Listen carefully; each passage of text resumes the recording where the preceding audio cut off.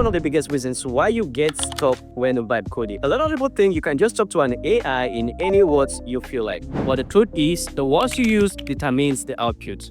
Now, if you're new to coding, you might not know the exact terms for certain things. For example, if you want an input box where users can type to search, if you just tell the AI, hey, I need a typing box, it might just give you any input field. But what you actually need is a search bar with a placeholder text, maybe with even an icon. If you don't use the right term, the AI will not know and you would keep going back and forth. So, what do? Here's how to fix it. Number one, use the right terms. And you might say, okay, how do I know the right terms? For example, I'm new to coding. Here's the hack. Go to ChatGPT, Claude, Grok, or any AI tool out there and just type this. I don't understand the right terms, but I need this feature explained in proper coding language so another AI can understand. You are going to append your own words with these preprompts and then send it to the AI. For example, let's say you are trying to fix the input or you have explained it in your own understanding. All you have to do, take that prompt with these other prompts together and send it to the AI model. It will reframe your request with the correct steps. Then you can just copy and paste it into your AI agents and watch the magic unfold. You're going to realize that you will get better output than before.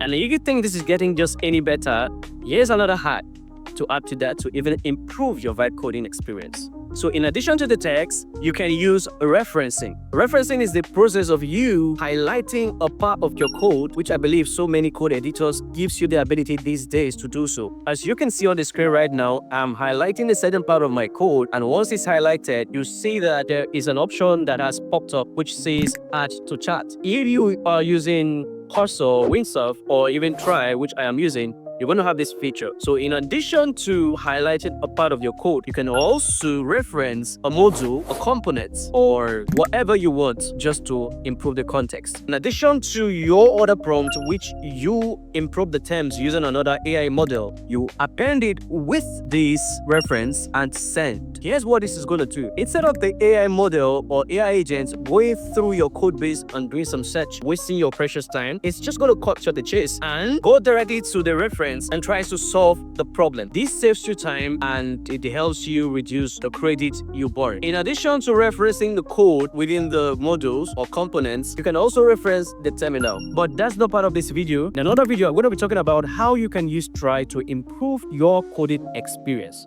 I hope this helps. If you like contents like this, please subscribe and drop a comment about any vibe coding issues you might like me to break down next. See you in the next one.